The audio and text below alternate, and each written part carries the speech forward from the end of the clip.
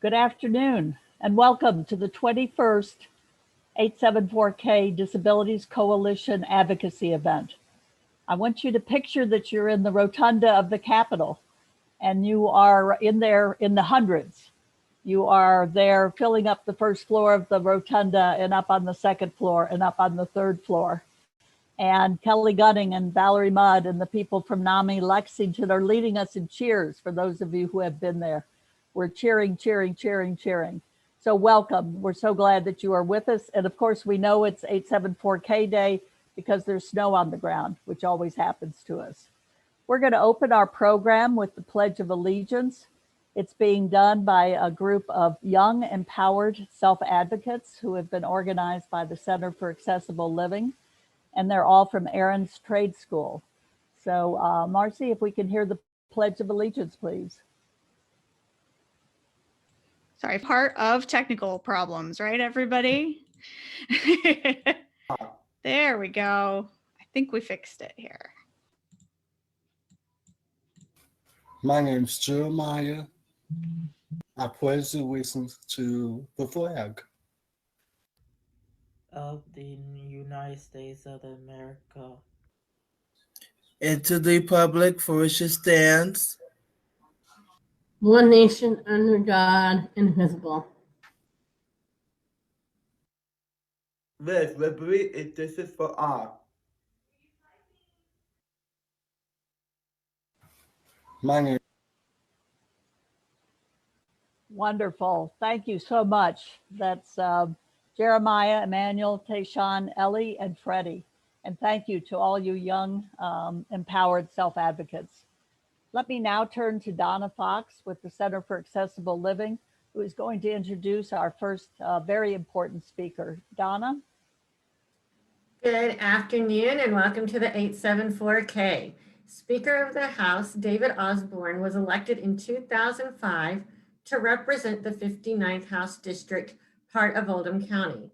Representative Osborne was first elected to the Speaker of the House in 2019 and has served in that position since then. We are very pleased to have the House Speaker, David Osborne, join us live for our 874K virtual rally event.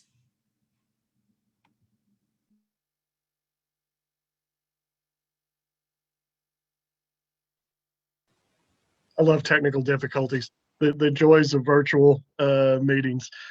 Thanks so much for having me. Sheila, good to be with you. Good afternoon. I appreciate the chance to join you today, and I see more than a few familiar faces on the screen. I'm told that this is the 21st year for the Rally and Advocacy Day. It's remarkable, and I think it speaks volumes for the coalition's resilience. After all, neither a global pandemic or a winter snowstorm or ice storm or whatever's coming with the weather this afternoon can stop you from keeping this tradition alive. That same resilience is evidence of your efforts on behalf of the more than 874,000 Kentuckians who live, work, and learn with a disability. Your work has made a tremendous difference in modern public policy.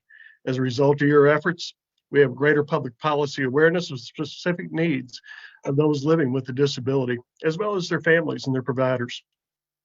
While helping our state recover from the pandemic this year is our #1 priority for the session, that topic also includes how the pandemic has uniquely affected Kentuckians with disabilities. We are aware that the virus is a greater threat to our most vulnerable, and we're also aware of the critical need for increased availability of the vaccine. However, we must also be prepared to address the prolonged absence from school and access to occupational and physical therapies. As we move forward, I will continue to lean heavily on Representatives Brandon Reed and Al Gentry, who are doing a phenomenal job as co-chairs of our Enable and Empower Caucus. I want to thank you again for your advocacy. Because of your work, we have made great strides in how public policy impacts those living with disabilities. Ultimately, our shared goal is to ensure that all Kentuckians have a good quality of life that includes independence and opportunities to live a life that is defined by who they are and not what their disability is. Again, thank you for your advocacy and thank you for having me with you today. Thank you so much, Speaker Osborne. We're just thrilled that you were able to join us in person, and I wish we had all 500 people in the rotunda. We've got close to 200 already on this webinar, and we so appreciate your joining us. If you could stay to hear Absolutely. some of the program, you certainly are invited, but I also know that you have a very busy schedule. So let me again thank you. Good to be with you, Sheila. Thanks so much for the opportunity. All right, thank you.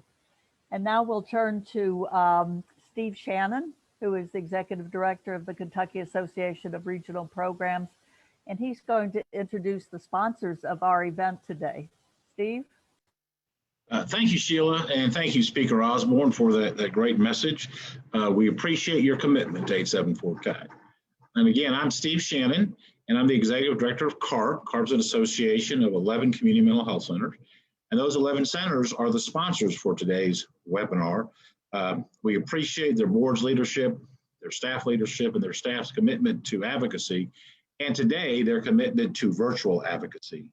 CMHC serve people in all 120 counties, and we are the public safety net for individuals in mental illness, addiction, and intellectual development disabilities.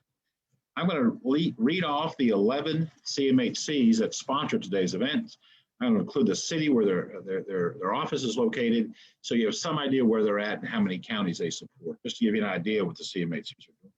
First, we have Four Rivers. They're in Paducah, and they serve 9 counties. Penny Royal is in Hopkinsville, and they serve 8 counties. River Valley is in Owensboro, and they serve 7 counties.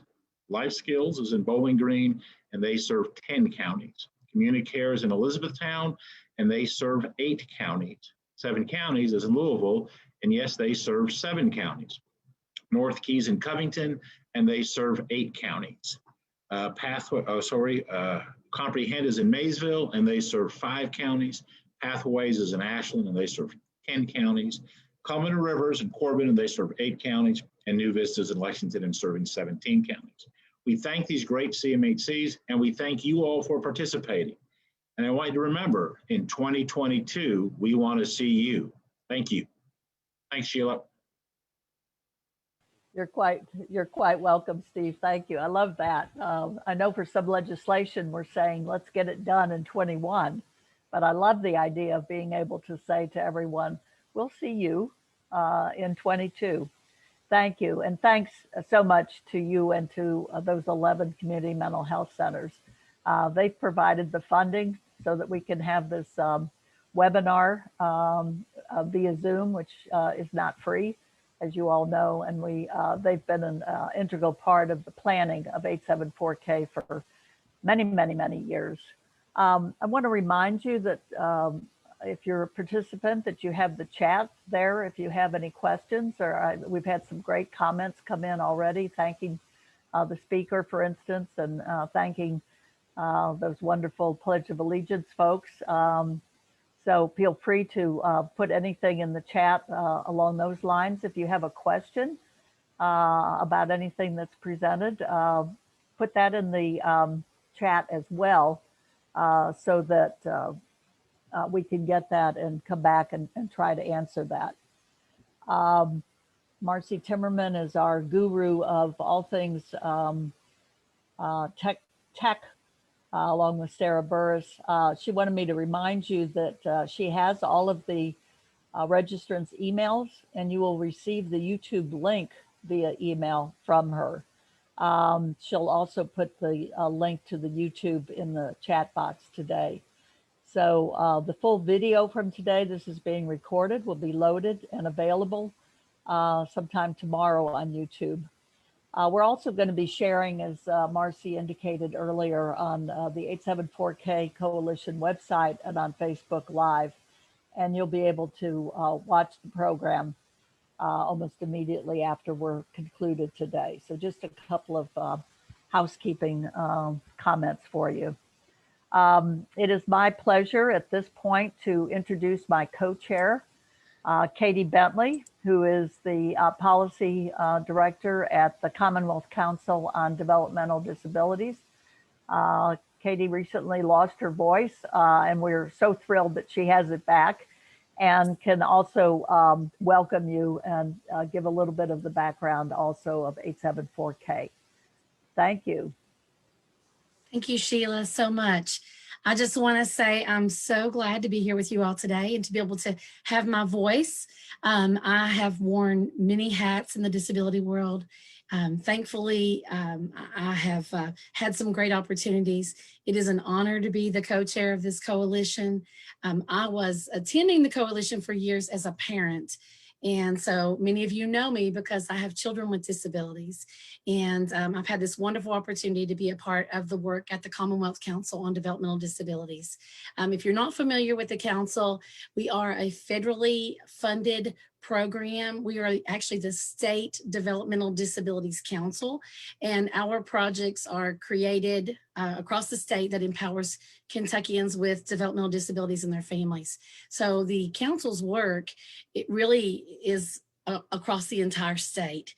We are, of course, ran by council, and we do have one of our council members here today that I'll be introducing a little later, but it's a great organization. I always tell parents you definitely want to know what your state DD council is, what they're doing, and take a look at the 5-year plan because those projects are impacting the lives of Kentuckians all over the state.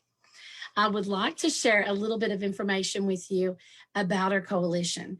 The 874K Disabilities Coalition brings together the voices of Kentuckians with all disabilities, their families, provider allies, and then our community leaders. And together we have been advocating for the investment of Kentucky's dollars for Kentucky's people.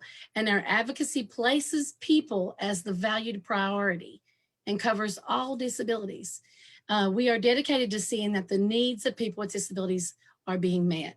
And we are 21 years strong now. And we have a huge coalition. We see many of you every year, and we are so glad that we are able to do this. And just like Steve Shannon said, we want to see you next year. I want to remind everybody of our motto: we count, we matter, we vote. I know we would be in the rotunda saying that right now, and we would have some great team leaders, and I miss that with you all, and I look forward to being able to do that next year. And I just want to say thank you to everybody who's here with us. I would like to introduce you to the chair of the Commonwealth Council on Developmental Disabilities. His name is David Allgood. He is also the Director of Advocacy at the Center for Accessible Living. And David is a longtime advocate. He's been a part of this coalition for a long time, and it is my honor to introduce him to you today. David, it's all yours. Thank you, Katie. I appreciate that. And welcome everyone again to the virtual 2021 CC or 874K rally is what I'm trying to say. And I appreciate everyone making the effort to join us. And I'm going to give a little brief history of 874K. And we started out as really the Kentucky Disability Coalition years ago, started out with a breakfast where we invited all the legislators to come and have breakfast with their constituents who had disabilities. And we started in the Civic Center of the Convention Center over in Frankfurt. And we had, as you can see by these pictures, a tremendous turnout. Literally the entire floor of that arena was covered with tables and people with disabilities from all across the state who met with their legislators and discussed the issues. And we had speakers and talked about issues that were of importance to those individuals. And it started to wane a little bit in some of the support, and the Kentucky Disability Coalition were losing members. So a group of us did not want to see this proactive action that had already taken place start to falter. So we started what we called the 874K Coalition. And that number, 874K, was in 2000. That was the census from Kentucky of Kentuckians who had disabilities that were not in institutions or under the age of 5. So that's 1 in 4 Kentuckians have a disability, largest minority in Kentucky. So we wanted to have some representation for them. So we continued the breakfast in the convention center. And then we heard from our members that sometimes the breakfast was a little challenging for them to get to, as they had to have attendants to help them in the morning to get things done. So we moved it to a lunch, and this sometimes made it challenging for the legislators to come over and visit with us as they were having their meetings at the same time. So logistically, it became a challenge. But then that was all solved for us when the convention center was going to close and be demolished. which I had done. So that's when we started to move to the actual Capitol where we could meet with our legislators.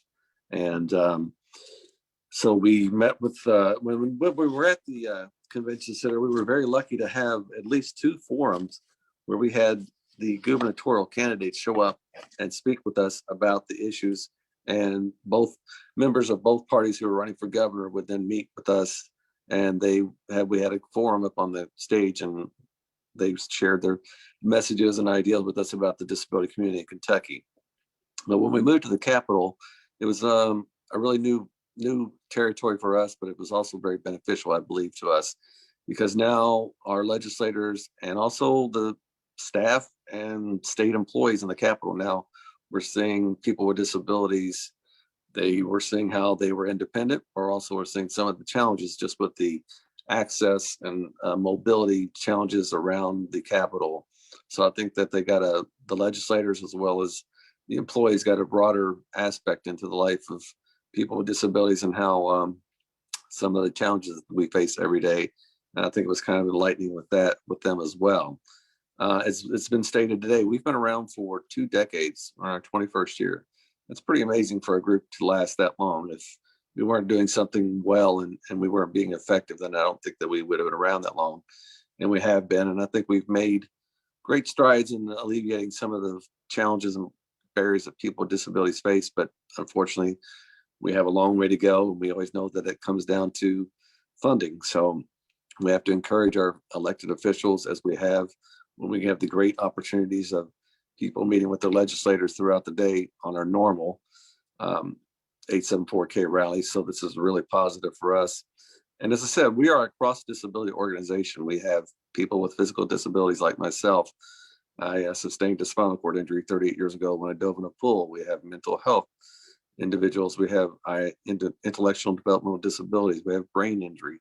We're open to anyone. Anybody that wants to be a part of this group is more than welcome to participate and help us and educate our legislators that we do.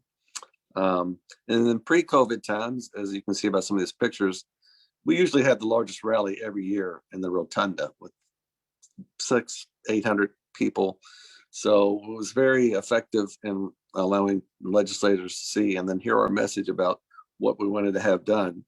We're always trying to let them know that what we have is we are an investment for Kentuckians. When you give us adequate resources to live in the community, first and foremost, it's a better quality of life for Kentuckians, but also it's a tax saving for Kentuckians who pay their taxes. When we can stay in the community at, half of the cost or less than that, we serve 3 people in the community for what we can serve for 1 in an institution or 2 in the nursing home. It's really more cost effective for the legislators, but it's a better quality of life for the people with the disabilities. And it gives the opportunity for people with disabilities to go around to the legislators and let them know what's important to them in their life, and they're the constituents, and you represent us. We want to have you help us initiate and tear down these barriers. And we always say a lot of times in the disability community, nothing about us without us. And we also say we're not looking for special treatment. We're not looking for special treatment. We're looking for equal treatment. And I just wanted to thank everybody that showed up today and everyone on the planning committee. And you'll see a lot of good videos coming up here. And for those of you who may not have a disability on this call, just remember that we have a term in the disability community also, you're a TAB. You're temporarily able-bodied. So you may not think some of the issues that we're talking about today affect you, but you're only an accident or diagnosis away from becoming someone with a disability or a family member or loved one. So keep that in mind. And again, thanks for coming to the virtual rally today. We appreciate that. And thanks everyone else. Thank you so much, David. That was a great trip down memory lane for most of us. I think David and Chase Forrester and Steve Shannon and I, had some early meetings about getting this thing going. So we appreciate that. And Marcy, you did a great job with the photos. It's so reminiscent. I was thinking that for those of you who are attending virtually and you have been in Frankfurt, you would be going through the line or having someone help you with the famous pimento cheese sandwiches, or turkey or ham and your banana and your cookie and chips and so forth. It really is quite a legacy, and we appreciate that. Just to remind you all that, as David always says, individuals with disabilities are the largest minority group anywhere in the country, and particularly here in Kentucky, making up more than 23% of our state's population. So that census data said there were 874,000 plus Kentuckians who had a disability that interfered with the task of daily living. So some aspect of what, as David says, are us who are temporarily able-bodied do without thinking. Many of our attendees and people with disabilities cannot do without some kind of assistance. And that number is an underestimate, folks, because it does not count children under the age of 5. And many of you are parents, family members of someone who was diagnosed, perhaps even at birth, with a developmental disability and so forth. And it does not count those who are already in institutions, whether it's a nursing home or an intermediate care facility. So we know that there are many more than 874,000 Kentuckians who are affected by a disability of one kind or another. Our goal is to have communities where there are no barriers to service. And we think of barriers, David mentioned the most, probably the one we think of the most, which is a financial barrier to getting those services. But we also know that there are attitudes, there's stigma, there's a lack of information about the availability of services. We want everyone in Kentucky, particularly those with a disability, to feel like they are fully informed and can exercise their freedom to make choices. The people that I know that I've had the pleasure of working with over the many years of 874K, and before that in my role as a child clinical psychologist, wanted to get the most out of life. They wanted to have every aspect of schooling that they could get, of education. They wanted to have job support and job training. They wanted to be able to live in the community of their choice. We want all of our Kentuckians to be secure and safe and protected in those communities, and to exercise their right to vote. Remember, our motto is we matter, we count, we vote. And I think that's one of our messages to legislators as well. We want people that are in the educational and healthcare and even the judicial systems to be informed about disabilities. And we want the stigma to be erased. So I think we can all join in the coalition with those goals in mind. We're going to turn now to the singing of the national anthem by Emily Bush. Emily is another one of the YES folks, the Young Empowered Self-Advocates. She goes to school at Pleasure Ridge Park here in Louisville and is part of the Center for Accessible Living's YES program. So if we could hear the national anthem, I think she's at a football game when she's singing it for her high school. There she is. It's the Louisville Bats game. But oh, yes. Louisville Bats. Wow, at Slugger Field. That's fast. Thank you, Marcy. Let's see if I get kicked off again. Hopefully not.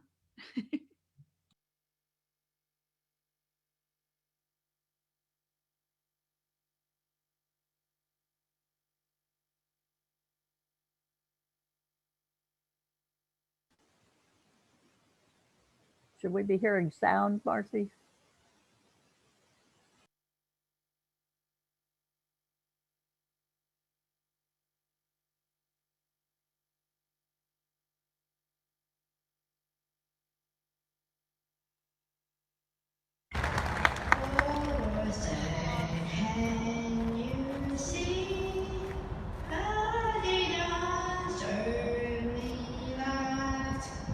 Was the power we had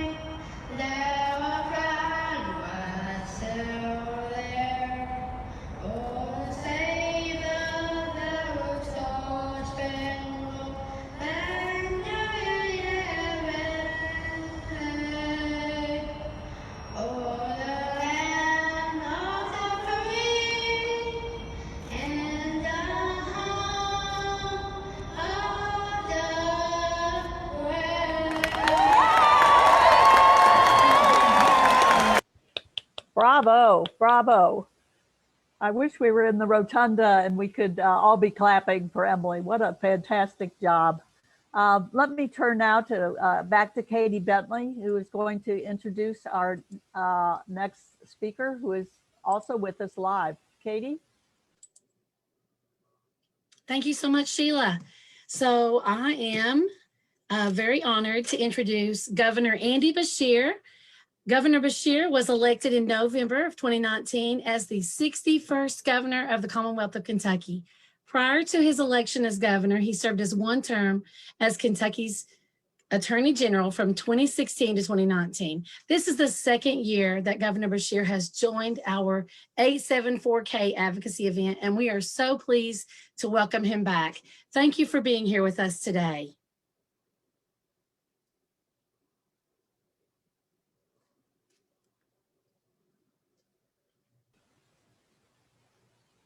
Governor Beshear?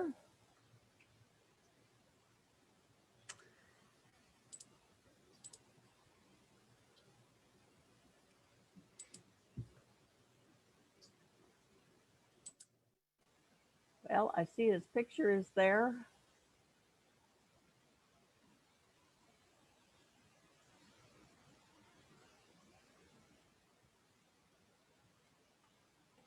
While we're waiting for the governor to get on, I do want to thank our sign language interpreters who are provided to us by the Kentucky Department of Vocational Rehabilitation. And that's Lisa Amstutz and Tina Weiss. So we are so appreciative to somebody is saying they can't see the interpreters. Marcy, I don't know.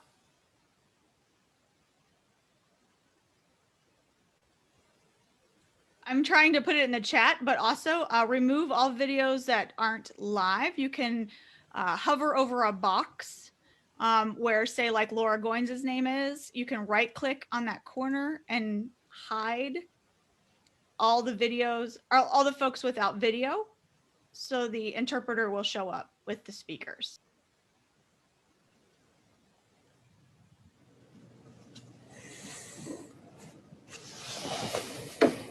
There we are. Good afternoon. Welcome, Governor. Thank you for joining us. It's good to see you, and thank y'all for having me. Sheila, you want me to just take it away? Yes, you missed it. Katie Bentley from the Commonwealth Council on Developmental Disabilities introduced you because I thought you were on.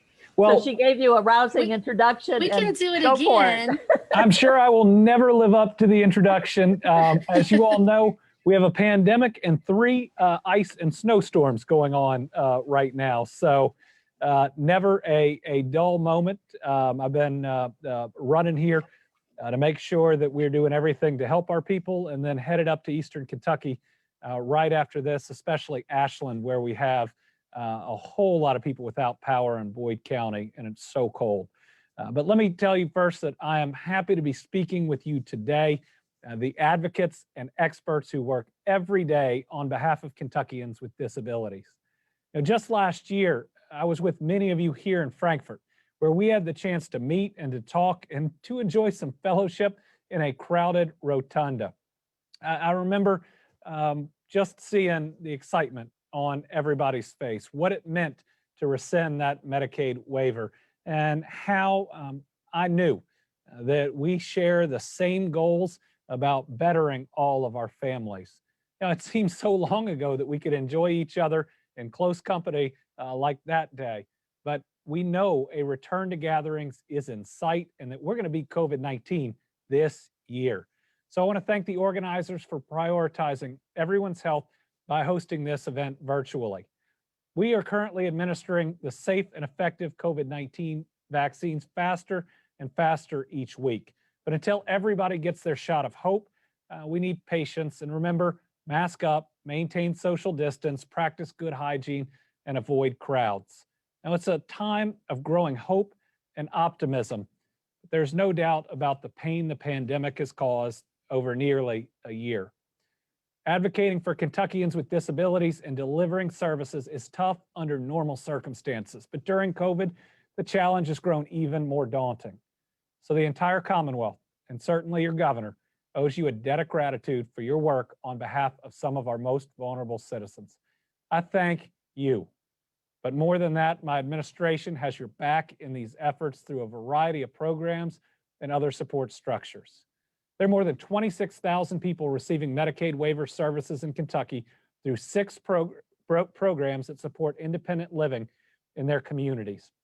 Kentucky also has backed long-term support and is further investing in these programs with the newly established PACE program, which stands for Program of All-Inclusive Care for the Elderly. PACE supports older adults who are Medicaid and Medicare eligible to receive services like adult daycare, dentistry, home care therapies, transportations, things that promote independent living that we all care so much about and bring so much dignity to our lives. I believe we as a state have shown great improvement in recent years in bolstering aging and disability resource centers, subsidizing housing opportunities for individuals with disabilities, and services to support persons and family-centered care. But this pandemic has highlighted the significant health disparities across our state, but it's also demonstrated the profound value of community-based independent living and caregiving. Now more than ever, Kentucky is striving to support inclusive communities for all our Kentuckians. Everybody counts. Everybody matters. One area of focus is highlighting how important supported decision-making is for all Kentuckians so that they can make the best informed decisions for themselves. Supported decision-making is a key value for all individuals to empower them and to ensure the best decisions are made for their future. These efforts are, and more, aim to help you as we work to build a better Kentucky, one that's equitable for all of our people.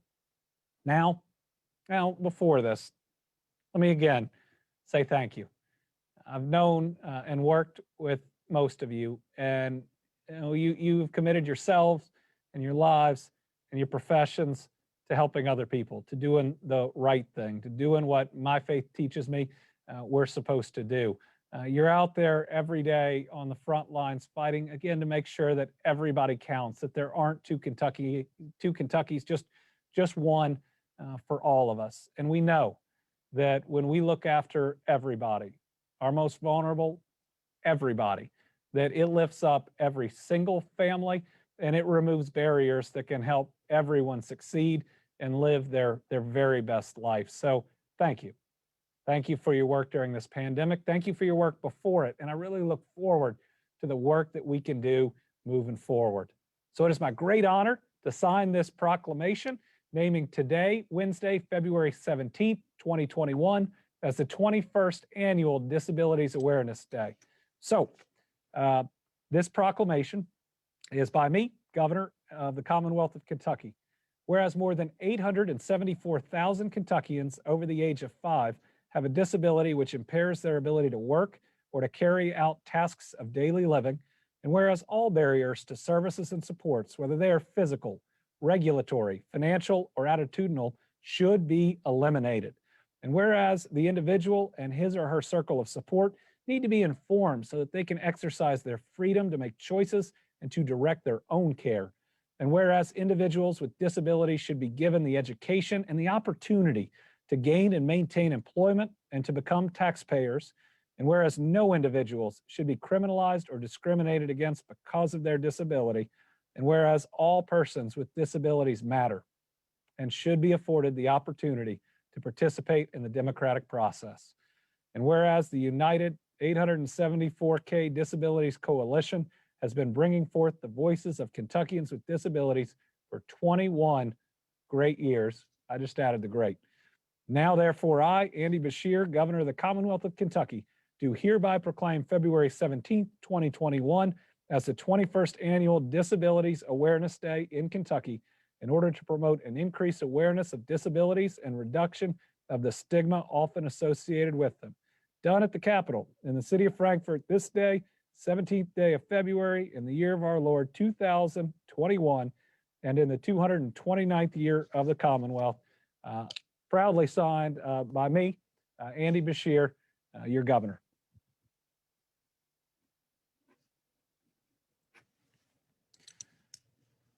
Again, on behalf of the Commonwealth, thank you for your tireless advocacy.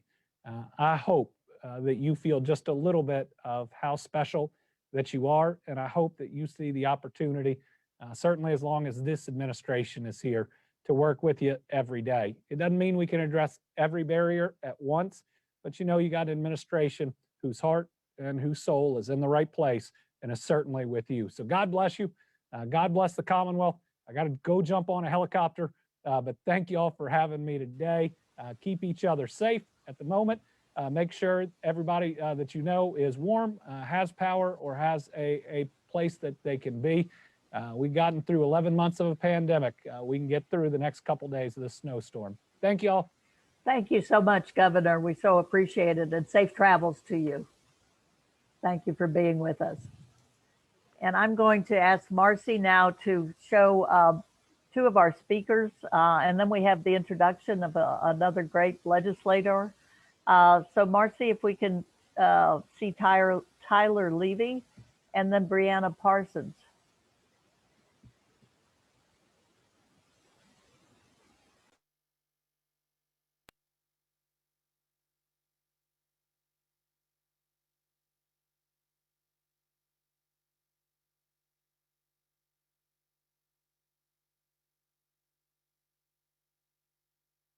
Hello everyone, my name is Tyler Levy. I have Williams syndrome and I am 29 years old. I am a disability rights advocate. I work with the Center for Accessible Living. This program involves a group of us going to public high schools to teach self-advocacy and self-determination to students with disabilities. I also work at McAllister's Deli as a customer greeter and a busser, but the COVID-19 pandemic has put work on hold. McAllister's has done an excellent job of hiring people with disabilities and given us the platform to self-advocate. I would like to tell you about some of the services I received that helped me be successful and independent in the community. The first service I'd like to discuss is Community Living Supports, or CLS. CLS services involves helpers coming to my apartment and assisting me with everything from grocery shopping, cleaning the house, and cooking. Another service that is helpful for me is case management. My case manager, Beth Barnes, finds services I need in order to stay independent and succeed. My case manager helped get me set up with Dreams with Wings, which is my day program, as well as with my job coach, Christina Hopo. Christina helps me maintain my job at McAllister's. I also work with an occupational therapist named Alex Bradshaw. My occupational therapist helps me with money management, organizing my apartment, organize and manage my medications, and participate in an exercise routine. If I didn't receive these services and did not have the help of my advocate parents, I would probably be in a group home or homeless. Either that, or I would have to move out of the state to Georgia with my parents, and there are not services there like in Kentucky. I would also like to get involved with Best Buddies. Best Buddies is a one-to-one service for people with and without disabilities. It's like CLS services. I like to utilize this service just in case CLS cannot help. In conclusion, I want to thank A74K for inviting me to speak. As you can see from what I have discussed, I'm very passionate about the services I received. They allow me to live a full and happy life.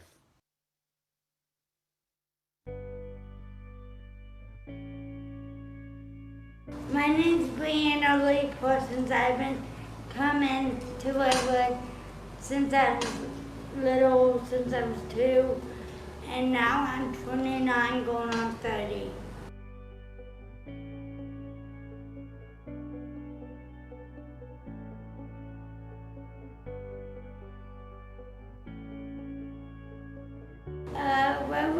like a second home.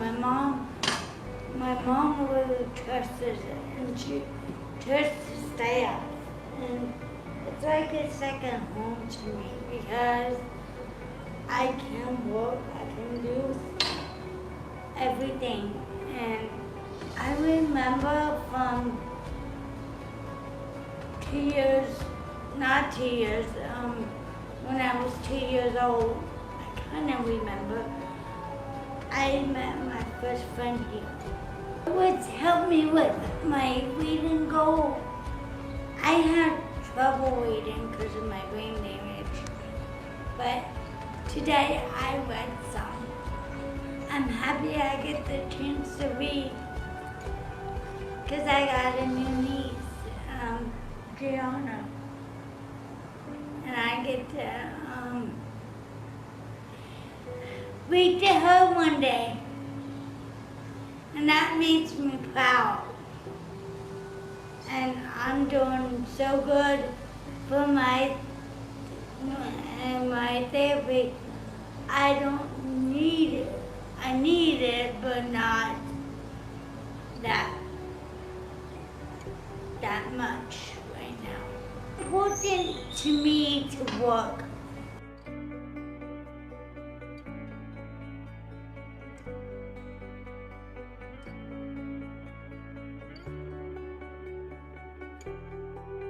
DDT is a big fictional audition. I'm a counter.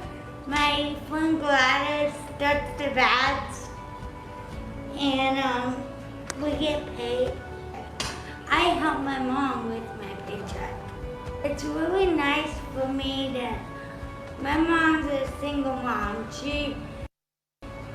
My dad passed away, so it's nice.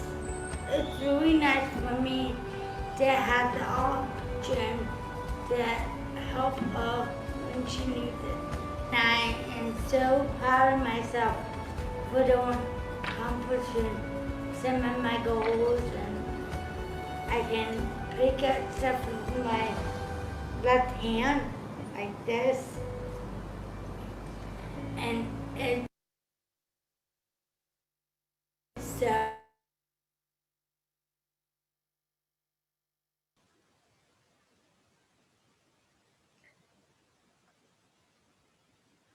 What a great job by Tyler and Brianna, really showing us how proud they are of their accomplishments and the services that they've received. It's my pleasure at this time to introduce a member of our planning team, Diane Shermer, who is with the Brain Injury Association of America Kentucky chapter, and she's going to introduce our next speaker. Diane? Hi, and thank you for having me here. And it's my pleasure to introduce Representative Kim Moser, who was elected in 2016 to represent the 64th House District, which covers part of Campbell and Kenton counties. She's one of 2 nurses serving in the Kentucky General Assembly. Representative Moser serves as the chair of the House Health and Family Service Committee, and we're very happy to have Chairwoman Moser to be with us here in person. We'd like to welcome her, and I personally would like to extend a thank you. She's worked closely with us to make a difference in the lives of individuals who have been affected by brain injury.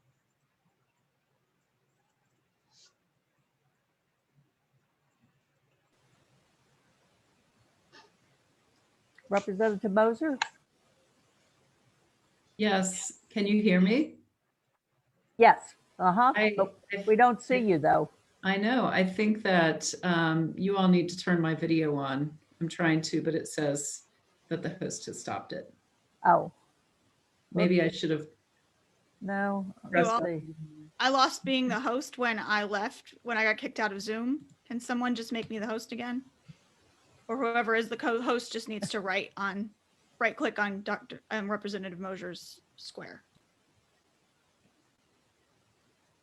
It would have made one of us panelists the host. There we There go. she is. Great. Okay. Yay, welcome. Hi. Oh my gosh, it's so good to be with you today. I hope everyone's staying warm out there on this cold, snowy day. It really has been wonderful to hear from so many advocates.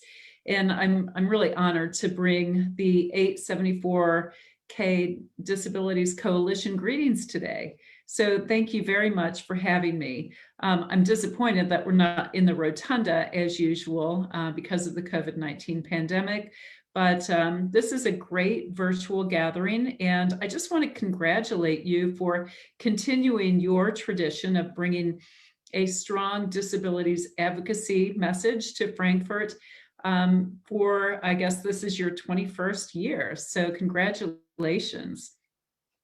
As policymakers, all of the senators and representatives need to hear from you as our constituents.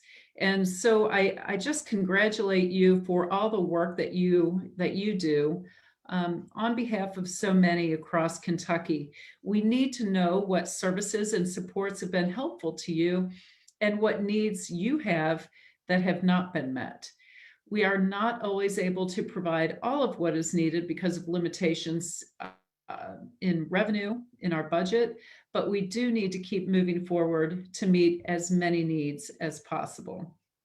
I really appreciate talking with so many of you during session, but also during the interim when things are a little bit slower. It's a little easier to have those really important conversations. And certainly we've learned from you, your family members, advocates, and providers that early intervention is really the most effective in making positive changes in your lives and helps us avoid greater costs later on. Kentucky's educational programs must be inclusive of all students with disabilities and must be student focused. We know that expanded employment opportunities and job training will equip you with the tools that you need to be gainfully employed or self-employed and are a very important part of any recovery. We appreciate the services and the supports that are provided by many of the agencies that we see represented here today, and so many organizations that make up the 874K Disabilities Coalition. So thank you for the work that you do. In Kentucky, we have a strong network of providers at every level, and we need to work to make sure that this continues to be the case. As we've all learned during this pandemic, our communication devices and access to the internet have become necessities. This meeting is a great example, as has some of the telehealth availability. And it really has made a huge difference to so many. We need to assure that the assistive technology that some of you need is available to you in the communities across the Commonwealth. And we are continuing this in many ways. One of the bills that I'm working on, House Bill 140, is the telehealth bill. Will continue to improve access to healthcare. We understand that living in the community and not in an institution is what most of you desire, and this would save considerable costs to our budget. We've heard your message loud and clear that housing and transportation needs all need to be available. They need to be affordable and accessible so that you can live in the community or the setting of your choice despite any disabling condition. I applaud this wonderful coalition for working across all disabilities: developmental, intellectual, physical, sensory, mental illness, and addictions, to speak with one voice for the needs of so many. I am a former nurse and drug policy director, and now as chair of Health and Family Services, I have a really keen interest in working to build strong support systems to move all people toward independence and success on many levels. I've had the privilege to focus legislative efforts on understanding the underlying effects of mental health on Kentuckians' overall health.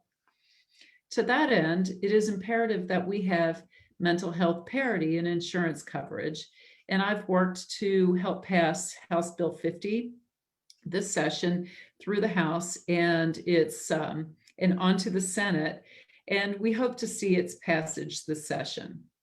I'm also working on the creation of a severe mental illness task force to discuss the most severely mentally ill and barriers to resources such as safe and stable housing. House Bill 53 is another one of my measures, and this will add a reentry TAC, or Technical Advisory Council. And this is also passed the House chambers, and it's in the hands of the Senate currently. I am supportive of additional funding for personal care homes and looking at sustainable housing through the addition of all of these aforementioned efforts. I just really want to thank you for giving me this opportunity to speak with you today. I wish you great success with your advocacy event, and I want to assure you that you do matter, you do count, and we will continue to advocate for the issues that matter to you. Thank you. Thank you so much for joining us, Representative Moser. It means a lot, and you've done so much work in your chairing the Health and Family Services Committee in the House. So we will be back to talk to you many times again, but we appreciate your sharing your time. We invite you to stay on if your schedule permits. We have some other wonderful stories coming up from some of our other Kentuckians with disabilities. Stay safe and warm in Northern Kentucky, and we'll see you soon. Thank you. Yes, thank you. Marcy, I think we're ready to hear from Janelle Johnson from Paducah, and then we go to the far eastern part of the state to Christy Dameron in Pike County. Thank you. My name is Janelle Johnson, and I work in the Paducah office of Four Rivers Behavioral Health. And just to tell you a little bit about myself, I have suffered with depression and severe anxiety and suicidal thoughts for a good portion of my life. With God's help and a lot of family and friends and a lot of therapists and doctors, I have overcome my illness to a certain point, and now I can share my experience, strength, and hope with others. And when I decided to try to go back to work, I hooked up with vocational rehab and supported employment here in Paducah. And after they worked with me, I accepted this job. Because of this, I've been an adult peer support specialist for the last 7 years, which I never thought I would do again. As a peer support specialist, I actually use my experience more than I do my social work degree. And I would like to advocate for two things, actually. I would like to see the stigma of mental health taken away from the mental health centers here in Kentucky, as well as the mental health hospitals and units. There was actually a point in my life where I needed to be hospitalized, but I was more afraid of dying than I was more afraid of going to a hospital than I was of dying. And I'd like to advocate also for more COVID tests to be able to be done in the mental health centers. And I think we could actually double our numbers if we could do that here and in the other offices as well, instead of sending people out to various resources to bring their COVID test back. That's all I've got. Thanks and have a great day.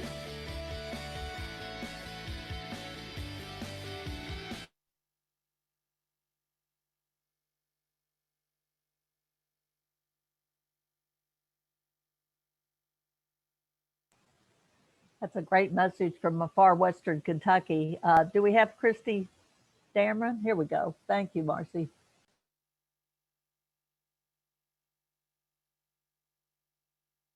My name is Christy Dameron. This is Peyton. We are from Eastern Kentucky. Peyton was diagnosed in 2017 after numerous doctor visits with a rare neurological disorder called Rett syndrome. At this time, I was working a full-time job to provide for my family. Peyton started typical regressions that come with Rett syndrome. I had to make, she became unable to walk, unable to communicate verbally, developed seizures, and started to require a lot more care. So at this time, I had to make a tough decision, for my family, that it was best that I stay home and take care of her. We were extremely dependent upon my income, but maybe, I decided that it was, you know, what a mother would do. My child comes first. So I quit my job and we took on the role of being Peyton's caregiver. She has therapy twice a week. So even looking for a part-time job, it just wasn't, you know, plausible. So I started looking for help. It wasn't until recently that we found out about the HCB waiver, the home and community-based waiver. It has been a saving grace for our family. The waiver has taken over the financial burden of pull-ups, her medicines, and just her overall care. Without the program, I'm not really sure where we would be at this point, because her pull-ups alone are $60 a case. All that's covered now. Her copays on her medicine are covered, and now we have a steady income that gives me the ability to provide for her and take care of her. It allows me to focus on her and the cares that she needs, you know, the things that she needs, instead of the worry about finances. She's doing very well with therapies. Sometimes our goals for her seem that they're out of reach, but we have faith that will help her meet those goals. And we're currently working on her communication skills with a Toby device, which her Medicaid also helped pay for. And without that, she probably wouldn't have been able to get it because we couldn't afford it. We're so thankful for programs like this that's available in our area for sake of families like Peyton and myself. When you're on the outside of this stuff looking in, you just don't see, you know, the need for these programs. But when somebody, you know, when you're put in a situation and somebody that you care for and you love and your family is diagnosed with a life-altering disability, programs like this are what we rely on. So we're so thankful for these programs, and say I'm thankful too to have my mommy home with me all the time. Anxious, yeah.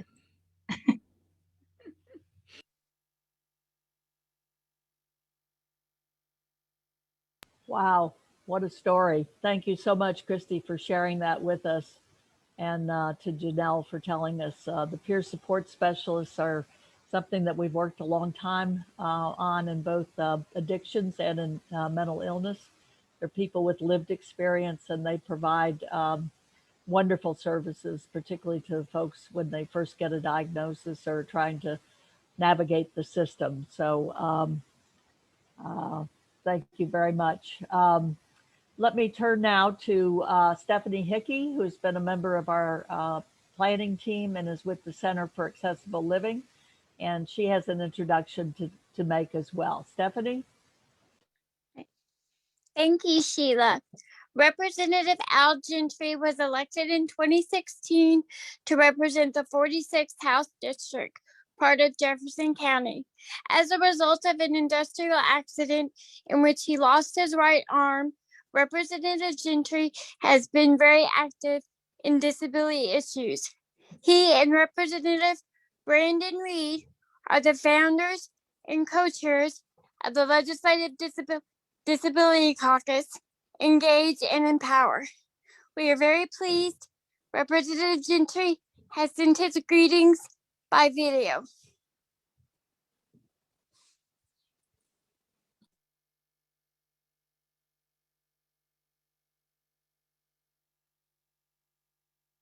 Hello, everybody. I'm Representative Al Gentry from the 46th House District in South Louisville. Many of you may know me as the one-armed legislator that runs around and gets everybody riled up because we have a lot of fun at the rally.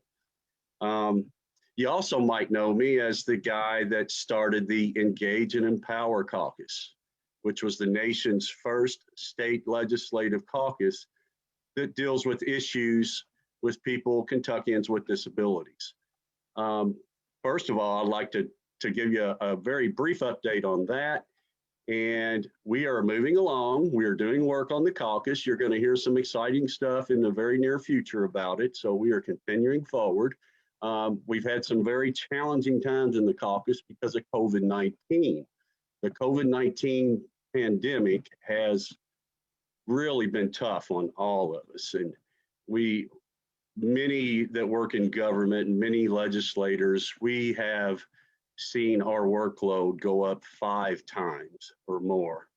And really, it's because so many people are dealing with this challenge. So many of our constituents are reaching out to us and asking for help because they have to do things so differently. And all the government operations are overwhelmed, and we have to take all these steps to try to keep everybody safe and healthy through this pandemic. And it's really been difficult for a lot of us. But we're getting through it. We're getting through it together. And that's the message I want to send today is oftentimes we are faced with these barriers in everyday life that we have to get over. And you know what? If we work together and we try really hard, we find a way to make it work. We find a way to make it work for us. And a lot of times it takes help from others that love and care for us to help us get through that. And sometimes it's not sometimes, all the time, it's very, very important that every once in a while we reach out to those people and say thank you. And say thank you for helping me do what I have to do to accomplish everything in life that I really want to accomplish. So I'm going to ask you to do something today. Reach around to the people that you love and that love you and just say thank you. Thank you for allowing me to get through these tough times and to help me get through these tough times, because we're all doing things a little differently now, because we're all in this together. You know, our governor, I think he's probably already talked to you. If not, he's getting ready to talk to you. And he had a message from day one last year, and it said that we're going to get through this, and we're going to get through this together. And that is such a beautiful message. And it is so, so on target, not only then, but even today, as we still go through this pandemic. It is so, so on point. And we just have to continue moving forward because things are going to get better. And one last message for everyone, just to remember as we get through these times together, you probably can't see this, but if you know me, it says never quit. Never quit. I will promise you I will never quit, and I know you will never quit either. So take care of the people around you. I'll see you next year if I don't see you before then. Bye-bye.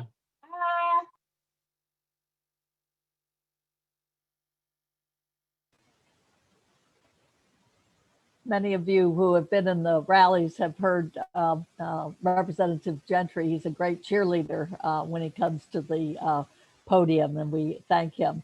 He actually did a little song that was too long for us to keep in, but if you go to our YouTube or Facebook, he and his wife sing a little song about keep it on. So we appreciate that. We appreciate the work of the Disabilities Caucus, which is made up of legislators. We're going to hear now from Tina Jackson from Lawrence County, and she's with Protection and Advocacy, which is another one of our partner organizations, and then Tim Moore, who's been part of our planning group. Thank you.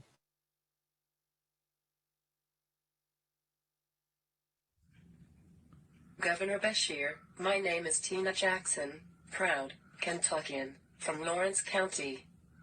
I am a former social worker, an active self-advocate, active member of the state's PAD board, and one of an estimated 850,000 disabled Kentuckians. We have been excluded by society for many years. But we fought long and hard, on many levels, for our civil rights, resulting in Americans with Disabilities Act and Article 504 to protect us.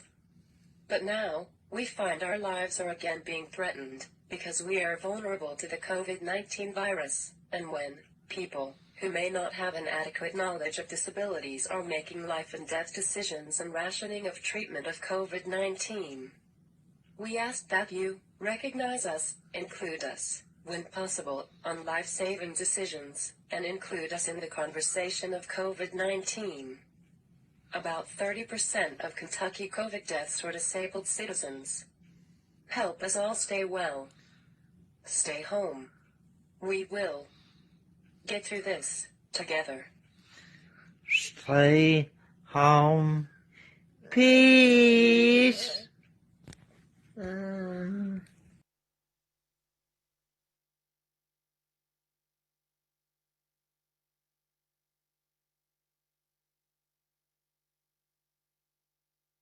My name is Tim Moore. In May of 2002, I graduated high school and began looking for a job. Beginning in June of 2003, I started working at Frankfurt Rehabilitation Incorporated. Many things raced through my mind when I found out that I was going to finally get to start working. I thought, wow, I get to have financial independence, more freedom, a job. It's going to be great, right? This is going to be awesome, right? Wrong. I got a slap in the face and a reality check that I didn't expect. When I received my first paycheck at Frankfurt Rehabilitation Incorporated, it was for $34. You're probably wondering, $34? Yes, that is correct. I was being paid sub-minimum wage and did not realize it. So, as this persisted, I kept working thinking nothing was wrong. Then in September of 2003, I'd had enough. I decided to quit FHI and decided to pursue higher education. So, after making an attempt at Bluegrass Community Technical College, I discovered customized employment after volunteering at a variety of places. Customized employment has helped me gain financial independence. It has helped me gain better social skills for use in and out of the workplace. It has helped me to gain valuable money management skills, and it has also helped me with things such as financial independence, supporting myself, supporting my family, and it has also given me a sense of purpose. I strongly support real jobs for real wages because it is a game changer. It is something that has helped me, and it has helped for me to gain my financial independence and my financial stability in the world, and it can help you too. In closing, I would like to say that I, Tim Moore, am definitely for real jobs for real wages, and the return on investment is worth the cost.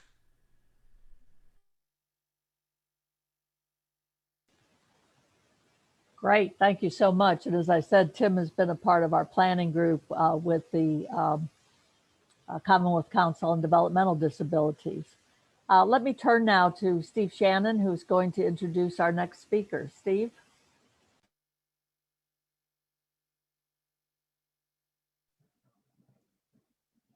Good afternoon. How are you doing? I'm going to introduce Senator Alvarado. Senator Alvarado was elected in 2014 it represents a 28th senatorial district, which is Clark and Montgomery counties and a part of Fayette County. He's one of two physicians serving in the Kentucky General Assembly and is chair of the Senate Health and Welfare Committee, which is really important to us today because that's a committee where a lot of the decisions are made that impact lives for people with disabilities. We're pleased to receive Senator Alvarado's virtual greeting. Thank you, Senator Alvarado.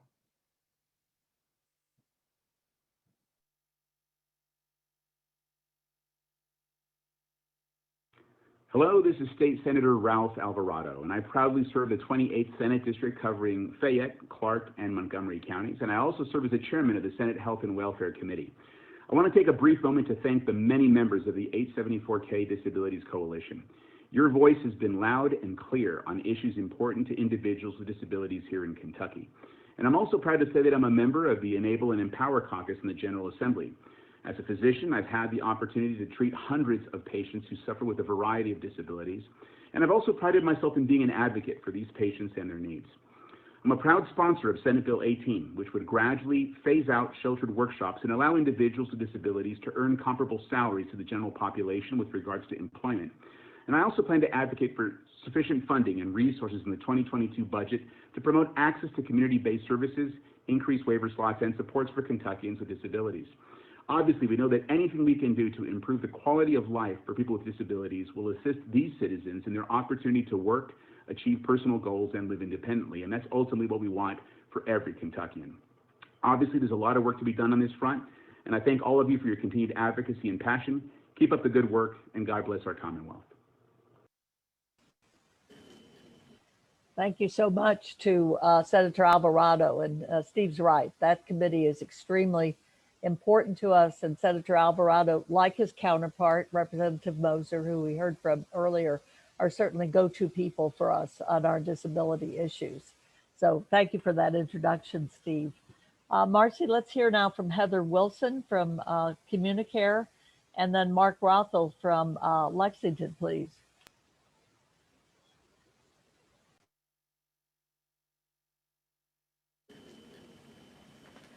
My name is Heather Wilson, and I am an alcoholic. I stayed at Passages, part of Communicare, for 17 months, and during that process, I was able to learn how to be myself, learn how to be responsible. I was able to get my own place. I was able to get a really good job. I was able to get myself back. With that being said, I have been gone from Passages for a year this month, and I still use Communicare for therapy, and I see a psychiatrist. So if I wouldn't have had that, I don't know where I would be today. All I can say is Passages saved my life. Communicare saved my life, and if I wouldn't have had them, I wouldn't know where I'd be. But today I have a really good footing, and I still communicate with Passages. I mean, I go there all the time, and I sponsor girls from there, and I'm forever truly grateful for Communicare. So.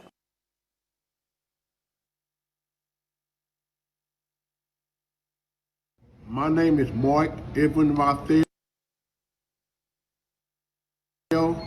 I have a disability. When I was born, my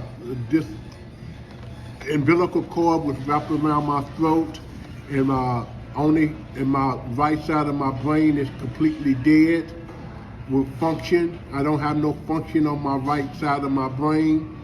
I'm from Louisville, Kentucky, where I was born. Right at this present time, I live in Lexington, Kentucky. I've been in Lexington for the last 36, 37 years, since 1984. And I live in a program called New Vista. It's an apartment complex. It got 2-bedroom apartments for people with disability. And it's born and raised in Louisville. I lived with my mother and father until my father died in May 1975. At the age of 13, I moved to Bowling Green, Kentucky, to a place called Panorama Rest Care, and I stayed there from 1979 to 1984. And I'm a graduate from Warren Central High School in Bowling Green, Kentucky. When I got out of high school, I went to a vocational rehabilitation in Lexington, Kentucky. My last job that I had before I got sick, I worked at Burger King in Lexington, Kentucky. Due to my health issues, I had to quit. Medicaid helped me take care of my health issues. I'm with Michelle P. Weber. And what they do for me, they help me take me to my doctor's appointments. I go grocery shopping. I go see my family in Louisville. I go on activities, to ball games and bowling, and I do a lot of to the mall in Lexington. The service that I have helped me to live a very full life.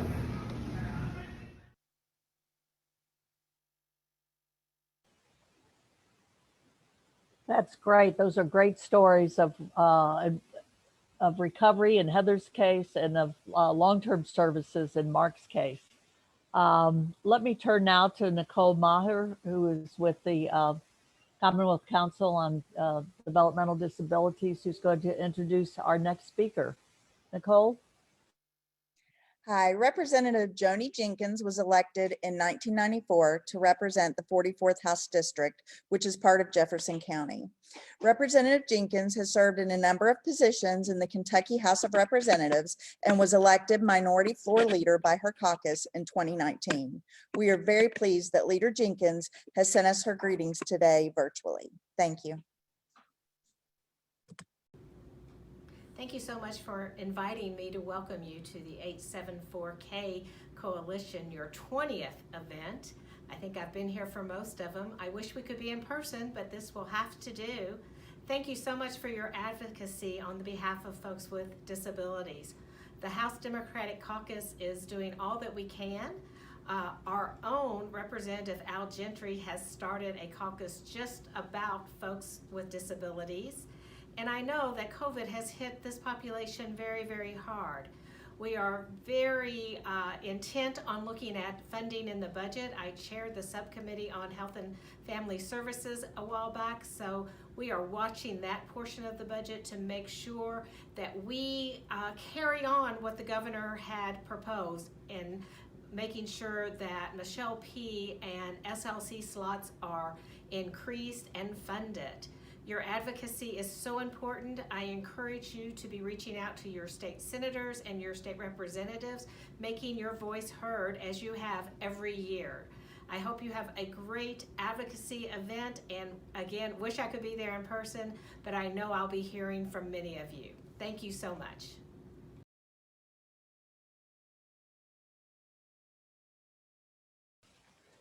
Can you do the videos for Symphony and Winter, Yes, Marcy? Okay. Yep. Let's hear from two other Kentuckians with disabilities, Symphony Sanders and Winter Renfro from Louisville and Owensboro.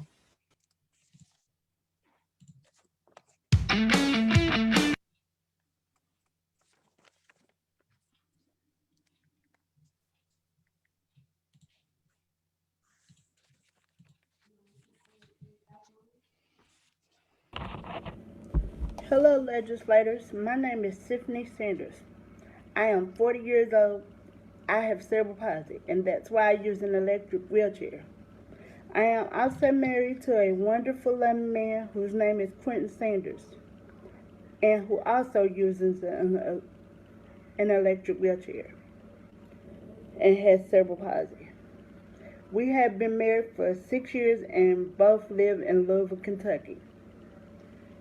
Today I want to tell you my story because I want to show you how I survive and thrive with the help of God and the community services I receive. The community services I receive are tuition, help, and personal care attendant services through KIPTA. I used to receive services through a job coach, but that did not work out.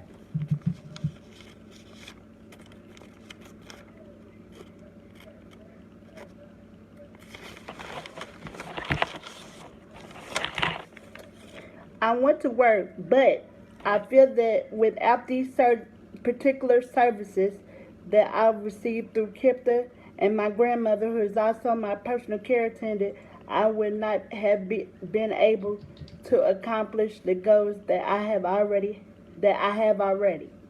like working and pursuing my education. I want to help individuals like me. That is why I am attending college to receive my second degree in child care.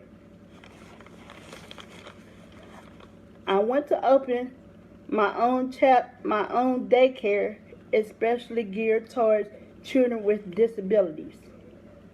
The reason I want to open my own daycare is because when I worked in the child care field, I experienced a lot of discrimination. So I realized that if I open my own daycare, I won't face so much discrimination. And then people will judge me on my merits and qualifications and not just my disability alone. What I want you to know today is that even though I have a disability, I am a person. And I, along with millions of others, deserve our God-given right to live, our God-given right towards life, liberty, independence, and the pursuit of happiness. But I also realize without these important services, I and my friends and many others would be institutionalized. Thank you. Sincerely yours, Tiffany Sanders.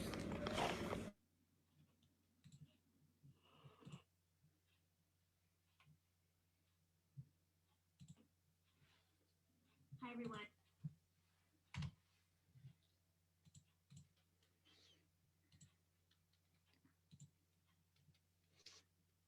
I've queued up Rachel Roberts is next. Is that right?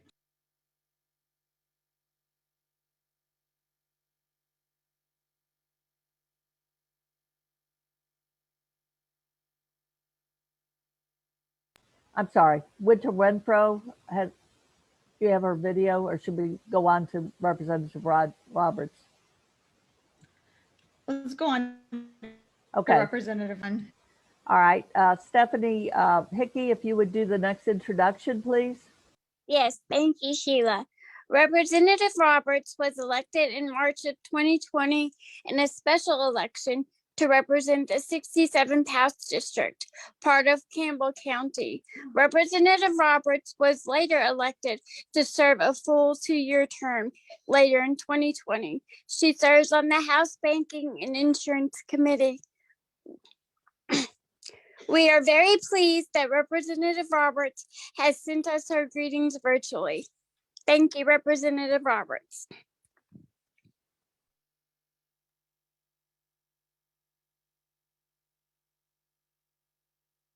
Representative Rachel Roberts here from Newport, Kentucky.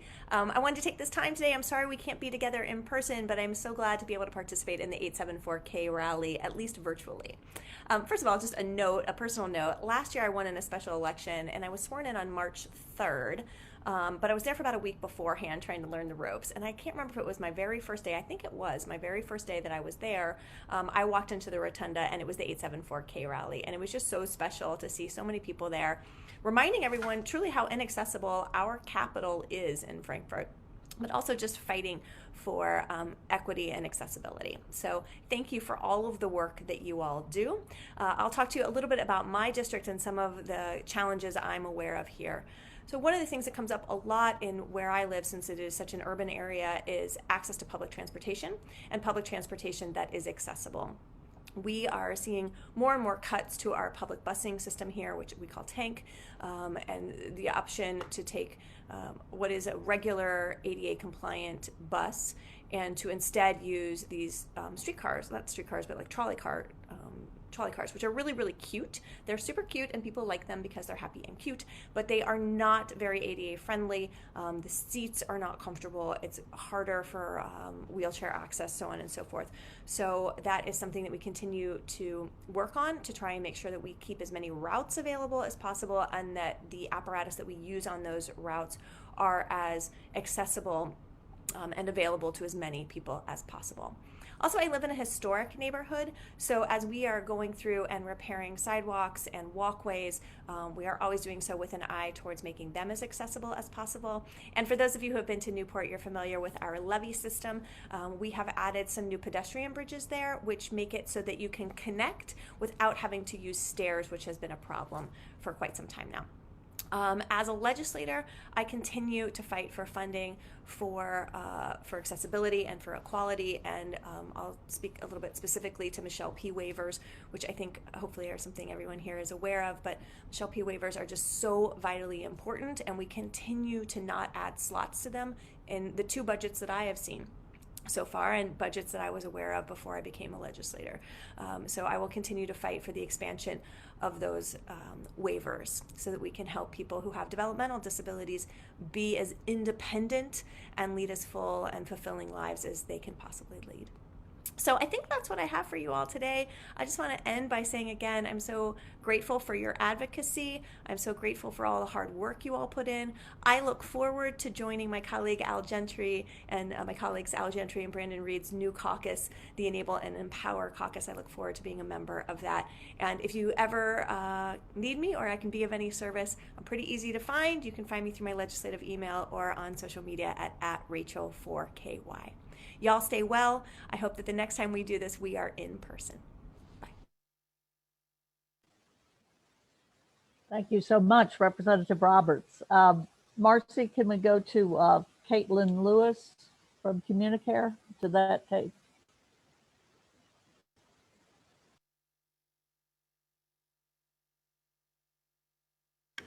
My name is Caitlin Lewis. I'm from Bardstown, Kentucky. I'm 25 years old.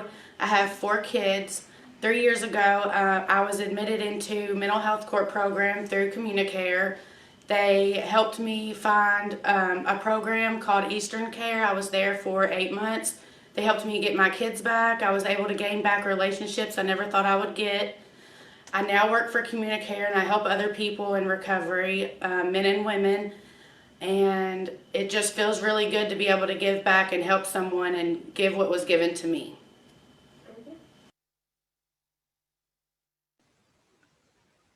Wonderful. We appreciate that so much. Nicole, I think you have an introduction to do, please. Sorry, I don't know what's happening with my camera there. So Representative Sherilyn Stevenson was elected in 2018 to represent the 88th House District, which is part of Fayette County. Representative Stevenson serves on the House Health and Family Services Committee and was recently reelected to a second term. We're very pleased that Representative Stevenson has sent us her greetings virtually for us to see today. Thank you.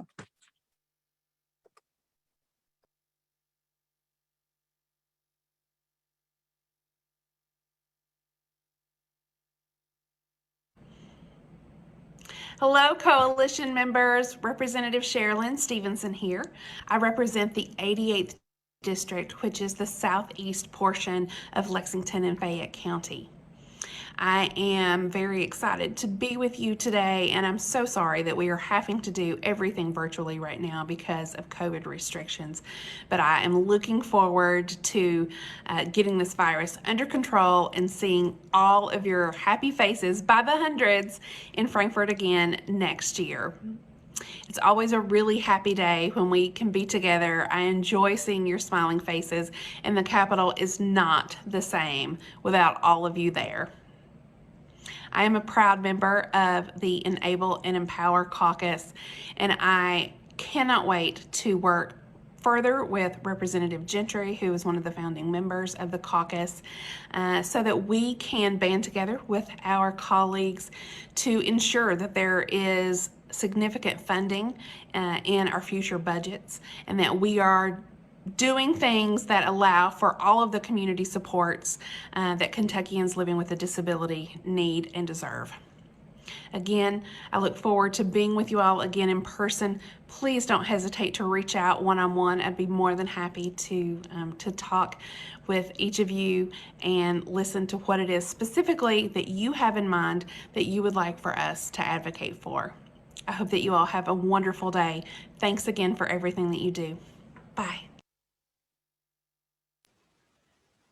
Thank you, Representative Stevenson, another one of our champions in the legislature. Do we have Nate Creech's video, Marcy? Yep. Okay. Sorry, I'm never sure if you want me to just let them run. I can do that, y'all. So, for a little bit about myself, I am in a wheelchair. I've been in a wheelchair for basically 22 years now. Due to something called spina bifida. And because of my spina bifida,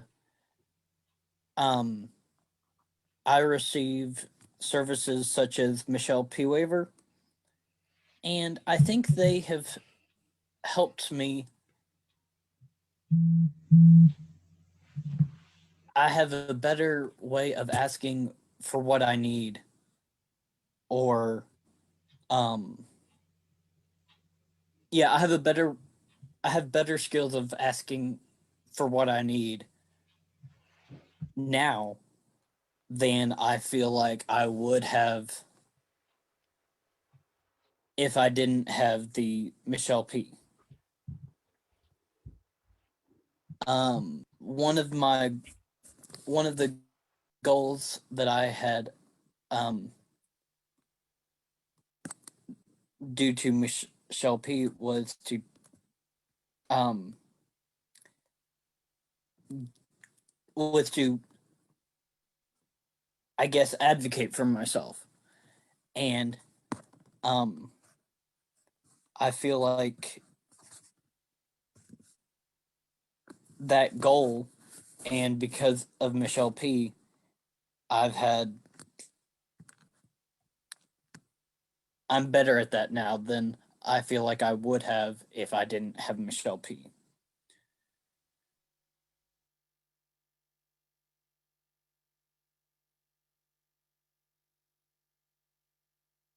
Good afternoon, everyone. This is Winter Renfro, and I am from Owensboro, Kentucky. And I'm an individual that happens to be blind. I am 42 years old. I have a bachelor's degree in social work.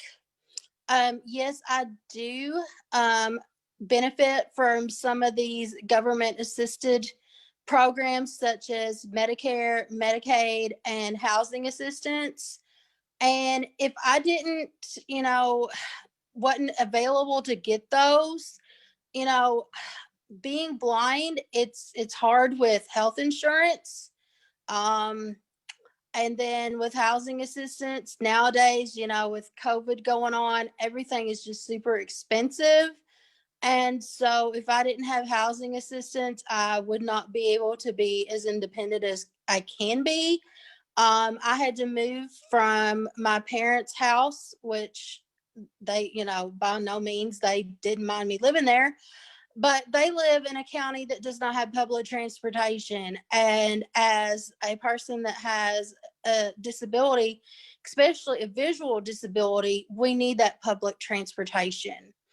And, that's one of the things that I don't believe government really understands. When you have a disability like mine, you have to rely on public transportation. And unfortunately, transportation is probably one of the most expensive things that the disability population encounters.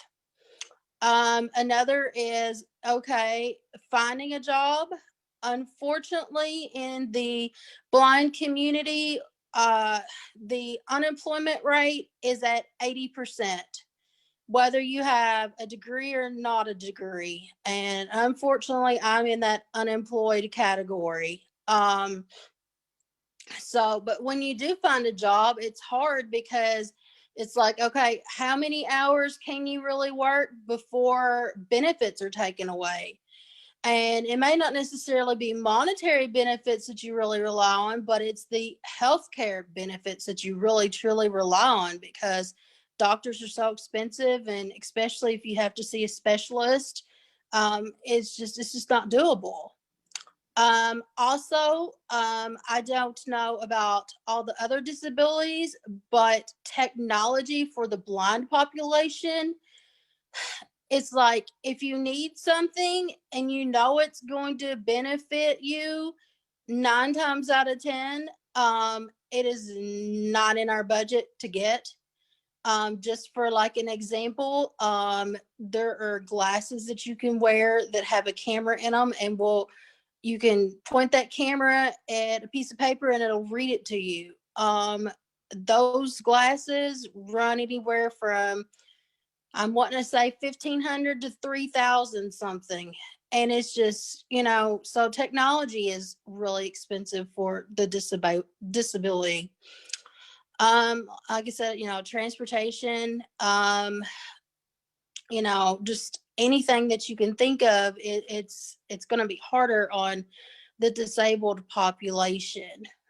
Is there any, probably when it comes to, if you do have a college degree and you're disabled, that doesn't mean, now, I mean, I guess it doesn't matter whether you're disabled or not, but it seems like it's harder when you have a disability and you have a degree to find a job because most companies see you as a liability risk. Government needs to know just because we have a disability does not mean that we can't be productive, successful, loving parents, just like somebody that doesn't have a disability. Also, I think government needs to know that just because we have a disability doesn't mean that we can't do things. It's just we have to come up with another way of doing things. We have to think outside the box more.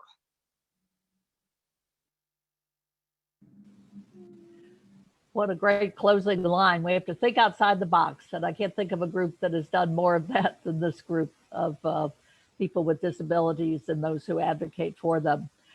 We have one more taped message from a legislator, and she will be introduced by Donna Fox.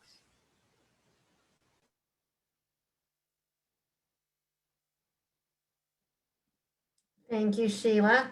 Representative Lisa Wilner was elected in 2018 to represent the 35th House District, part of Jefferson County. Representative Dr. Wilner is the only psychologist in the Kentucky General Assembly and also serves as chair of the House Minority Women's Caucus. We're very pleased that Representative Wilner has sent us her greetings virtually.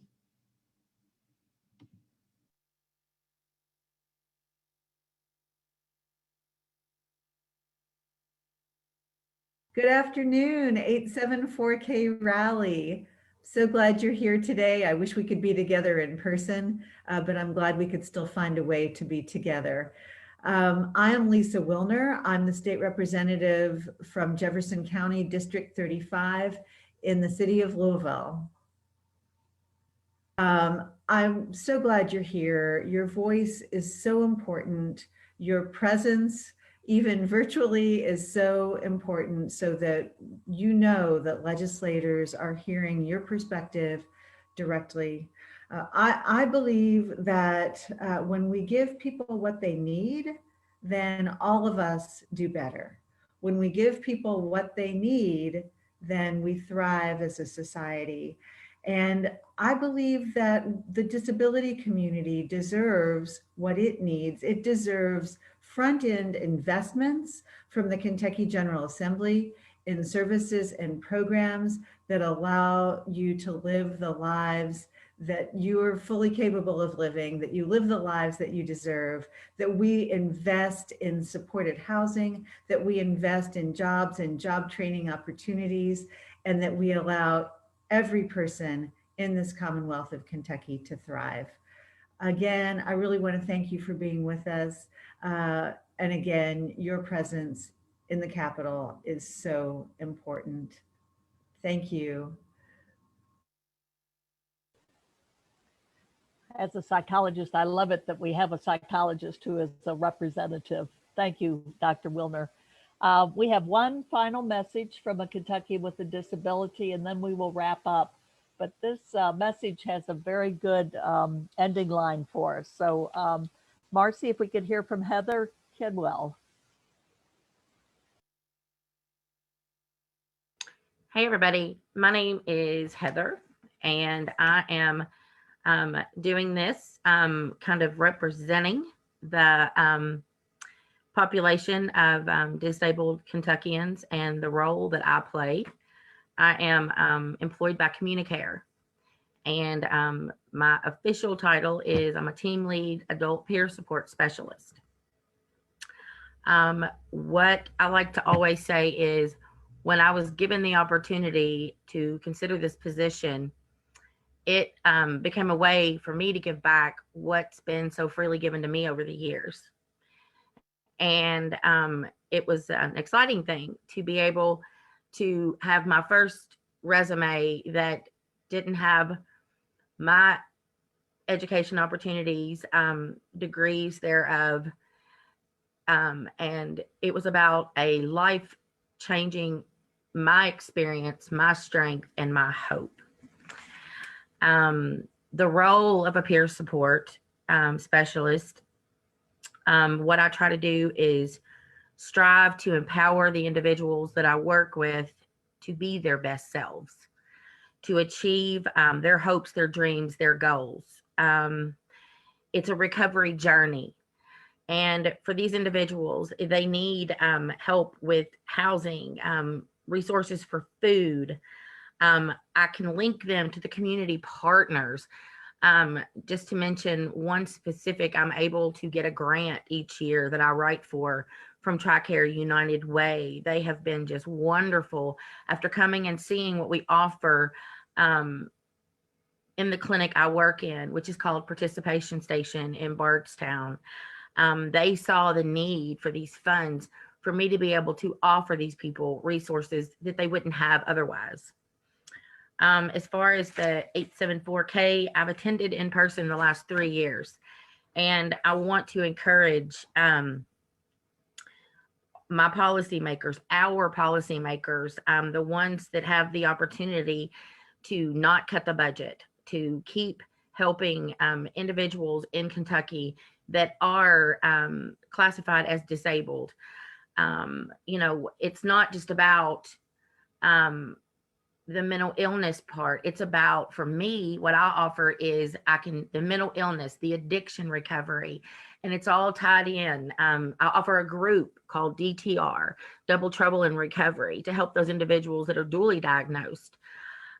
These people might not live on their own when they start with me, but if that's a goal they have, then we work to meet that goal. There's a team effort with CommuniCare. We have therapists, the clinician, the med monitoring. We have target case managers, caseworkers, myself, and before COVID-19, we were able to have 3 adult peer specialists. With all the cuts, now we're down to 1. These people need us, and I need these people to help empower me to be my best self and to keep trudging a road to a happier, healthier destiny. So please understand that these people are seeking the service, but it is helping me in my own personal journey as well. I want to end by saying that we practice living life on life's terms, one day at a time, asking yourself, are you doing the next right thing? That's huge. How? Be honest, be open, and be willing. And I love that. Are you doing the next right thing? Let me wrap up at this point by thanking some of the people that have made this possible. Chris Sheetinger in the Kentucky Department of Vocational Rehabilitation, our wonderful ASL interpreters, Lisa Amstutz and Tina Weiss, our planning team, Katie Bentley and Nicole Bauer and Tim Moore from the Commonwealth Council on Developmental Disabilities, David Allgood, Donna Fox, and Stephanie Hickey from the Center for Accessible Living, Steve Shannon from CARP, the Kentucky Association of Regional Programs, and to the 11 community mental health centers that donated to make the Zoom possible. Diane Shermer from the Brain Injury Association of America Kentucky chapter, Sarah Burris, who you didn't get to meet because she's so busy doing the tech stuff on the back end, from the Advocacy Action Network. And I want to personally applaud Marcy Timmerman, who is from Mental Health America of Kentucky, who has donated so much time and energy, blood, sweat, and tears to make all of this happen. So bravo, Marcy, bravo.